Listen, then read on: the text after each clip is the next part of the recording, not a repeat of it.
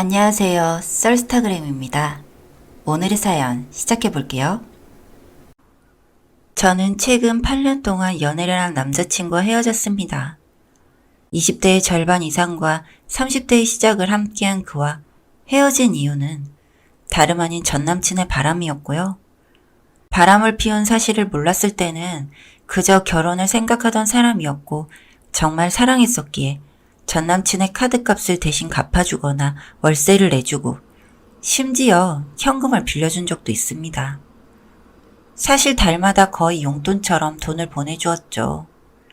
전 남자친구의 집안은 조금 많이 안 좋은 편이었거든요. 아버지는 돌아가시고 어머니는 전 남자친구와 여동생이 성인이 되고 최소한의 양육의 의무를 다 하자마자 다른 남자와 재혼 후 남매를 벌였다고 합니다. 불우한 가정에서 자랐다는 이유로 전 남자친구는 사랑을 받아야 할 학창시절과 어린 시절에 손가락질과 비난을 당했고 심각한 애정결핍에 시달렸습니다. 그럼에도 제가 그 사람을 사랑했던 이유는 그저 충분히 사랑할 만한 사람이라고 믿었기 때문이었어요. 전 남자친구는 어머니의 방치와 무관심, 주변 사람들의 따돌림과 시선에서 정서적 학대를 당하면서도 자신의 여동생을 지키고 본인의 자리에서 최선을 다한 사람이었어요. 학생 신분의 공부와 알바를 전전하며 높은 성적을 유지했고 전액 장학금을 받아 대학에 입학했어요. 대학 재학 중에도 과외 알바로 여동생을 챙기며 본인의 앞가림을 스스로 다 도맡았죠. 저는 소위 말하는 금수저는 아니지만 은수저쯤 되는 집안에서 부모님의 사랑을 듬뿍 받으며 아래 순한 남동생 하나를 두고 마냥 세상이 아름답다고만 생각하며 살았거든요. 세상 물정을 몰랐고 세상도 몰랐어요. 전 남자친구의 삶은 제게 충격이었고 그런 삶에서 이겨내고자 노력한다는 것이 제게는 너무 멋져 보였습니다.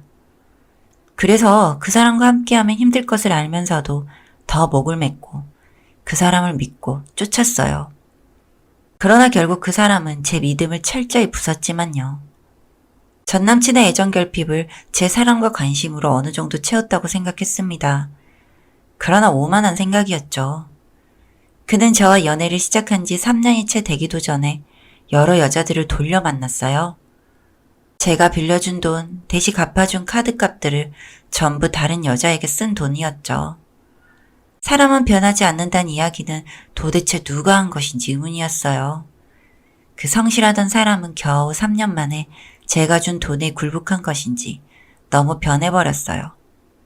저는 5년 가까이 되는 시간을 그래도 원래 좋은 사람이니까 라는 마음으로 버틴 거였죠. 정말 멍청했던 것 같네요. 변했다고 생각했을 때 그만뒀어야 했는데 그는 저를 돈줄로 알았고 저는 정말 돈줄처럼 행동했네요. 연락이 안 되면 일하느라 바쁘구나. 약속을 취소하면 급한 일이 있구나 혼자 참고 넘겼어요. 지금 생각해보니 어쩌면 그 사람을 사랑하고 챙겨주던 제 모습에 취해 있었던 것 같기도 해요. 그래서 그 복잡한 심정을 억누르고 꾹 참았습니다. 바람을 피고 빌린 돈들을 갚을 생각도 하지 않고 뻔뻔하게 제게 고개를 쳐들고 나 없이 네가 어떻게 살 것이냐 비웃는 그에게 그저 이별을 고하고 관계를 끝냈어요. 제 최선이었고 한계였죠. 돈을 받아내거나 바람을 핀 그에게 욕을 하지도 않았고 그저 관계를 끝냈어요. 전 남자친구에게 모든 걸 매달리고 퍼다주고 맞춰주느라 내 인간관계는 이미 끝이 났고 곁에 남은 사람도 없지만 그래도 끝을 내었죠. 그 이후 저는 부모님들께 방을 하나 구해달라고 한 뒤 밖에 나가지 않고 한참을 방 안에 처박혀 울고 자고를 반복했어요. 8년의 시간이 너무 슬퍼서 그에게 한마디 못한 내가 너무 멍청해서 내가 너무 병신 같아서 세상에 풍파 따위 겪어보지 못한 제가 겪어내기엔 너무 큰 이별이었고 너무 아픈 두려움이었죠. 가족에게도 모두 솔직하게 이야기하지 못했어요. 남자친구 때문에 이렇게 힘들어하는 모습도 보여주고 싶지 않았고 금전 문제가 꽤 크게 얽혀 있었으니 넘어가기도 어려웠죠. 그냥 인간관계가 너무 힘들고 사람이 무섭다는 핑계를 댔어요. 실제로 그 사람 때문에 모든 사람이 두려워졌어요. 나를 보고 웃으며 이야기하는 사람들을 보면 이면에 다른 모습을 숨기고 있는 듯해 대인기피증이 심하게 왔고 공황장애로 이어지기 직전이었죠. 하지만 부모님과 동생의 도움으로 저는 조금씩 괜찮아졌어요. 부모님이 추천해주신 모임 등을 다니고 동생과 함께 이곳저곳 다니며 활기를 찾고 삶의 의지를 찾아내고 있었어요. 시간이 지나면 괜찮아진다더니 정말 시간이 약이었구나 싶었어요. 더 이상 그 사람 생각도 멍청했던 나 자신에 대한 생각도 자기 연민도 줄어들었어요. 그 후로 병원도 다니고 직장 생활도 시작하고 새 삶을 찾아갔죠.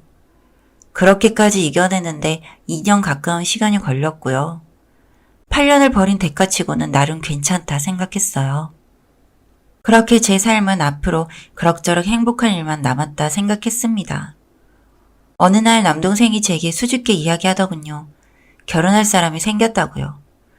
제가 갑자기 무슨 날이냐며 천천히 이야기해보라고 했습니다.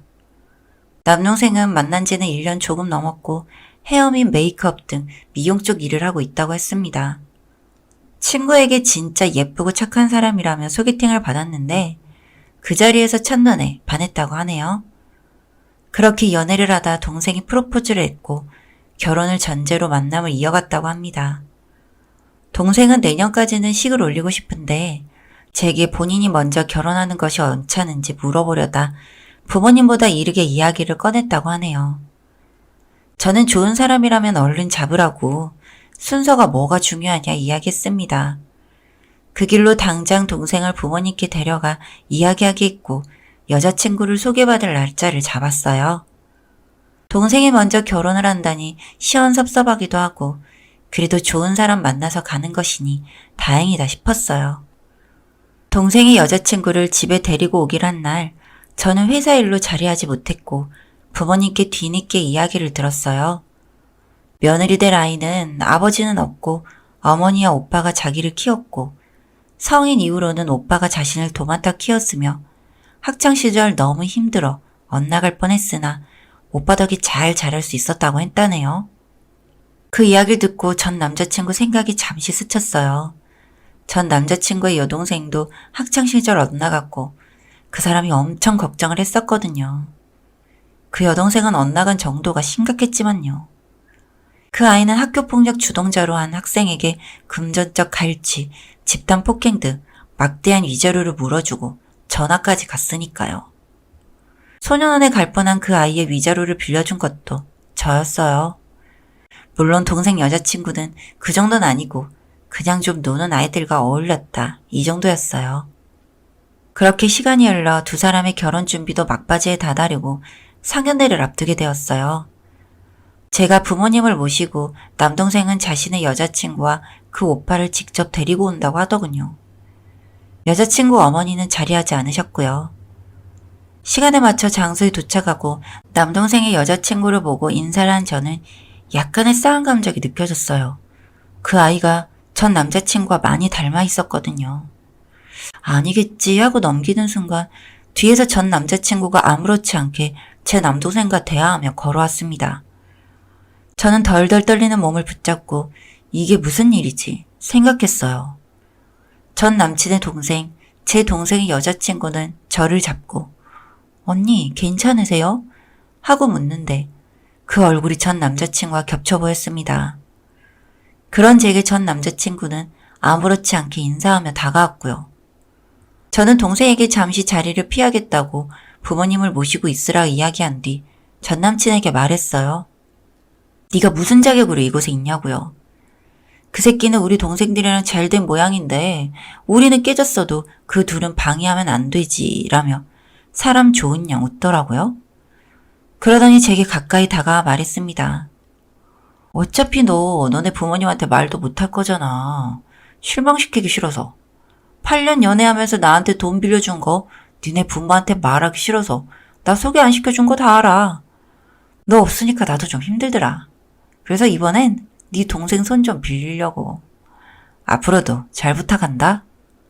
소름 돋는 말들을 이어나간 후 제 어깨를 탁 치고 방 안으로 들어간 그 새끼를 보고 어지럽던 머릿속이 정리되었습니다. 제 남동생인 걸 알고 본인의 동생을 접근시켰고 더 이상 제게서 돈을 뜯을 수 없으니 제 동생을 이용해 저희 집 돈을 뜯을 계획이란 것도.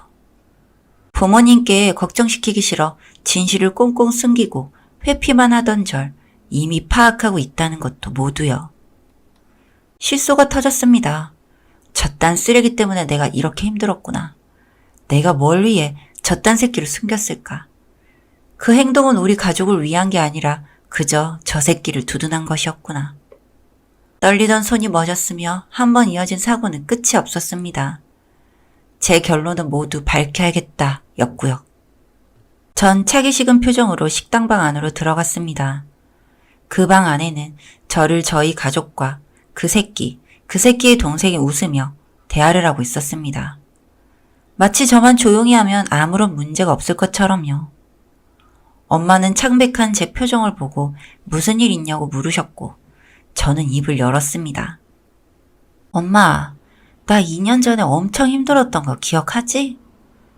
그 말을 시작으로 제가 그에게 당했던 것, 주었던 것들을 모두 이야기했고 모든 마무리와 그때 겪었던 감정, 왜 숨겨야 했는지, 방금 그가 내게 무슨 말을 했는지 숨도 쉬지 않고 이야기했습니다. 물론 그의 여동생의 과거까지도요.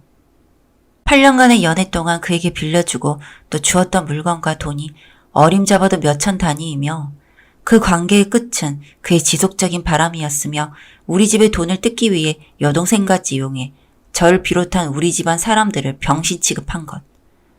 말도 안 되는 이야기였지만 제 폰에는 돈을 보내주거나 빌려준 것들, 메신저 대화가 남아있었고 제가 힘들었던 시간들을 바로 곁에서 지켜본 가족들은 제 이야기가 이어질수록 표정이 차게 식어갔습니다. 전 남자친구는 당황한 표정을 하며 무슨 소리를 하느냐고 우리 오늘 처음 본 거 아니냐 물었지만 제 폰으로 익숙한 그의 번호를 눌러 전화를 걸자 울리는 그의 핸드폰에 제 아버지는 그대로 그의 얼굴을 주먹으로 후려치며 깽값은 갚아야 할 돈에서 까도록 하지라는 말과 함께 엄마와 저를 챙겨 집으로 향했습니다. 차 안에서 동생은 제게 미안하다고 엉엉 울었고 부모님은 세상 물정 모르게 절 키운 본인들의 탓이라며 미안하다 했습니다. 저는 미리 말하지 못해 미안하다고 울었고요. 그 후로는 오히려 모든 일이 빠르게 해결되었습니다. 아빠가 아시는 변호사 및 법조인분들이 금전적인 부분들과 의도를 가지고 접근해 금전적 이득을 취하려 하자 사기를 치려고 했던 부분들을 가지고 민사 및 형사소송을 신청했고 제 휴대폰에 남아있는 모든 자료가 그 소송과 고소의 뒷받침이 되었습니다. 다행인지 불행인지 그가 돈을 받을 때 매번 갚을게, 미안해, 갚겠다 등의 말을 했고 대부분 금전이 한 은행으로 입출금이 되어 증거를 찾기에도 편했네요. 애초에 모든 돈을 돌려받을 생각은 없지만 두 사람은 인생에서 지울 수 없는 오점을 가지게 되겠죠.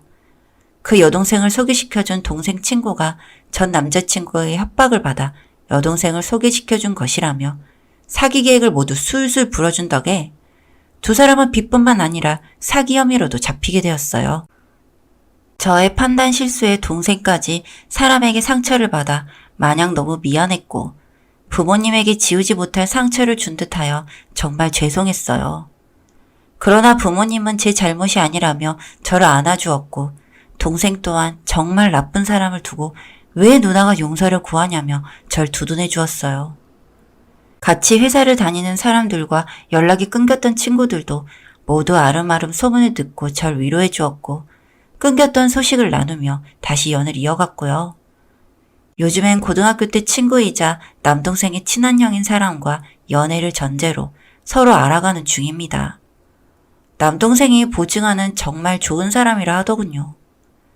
새로운 사랑을 만나고 또 가족과 친구들과 연을 쌓아가며 성장하는 거겠죠.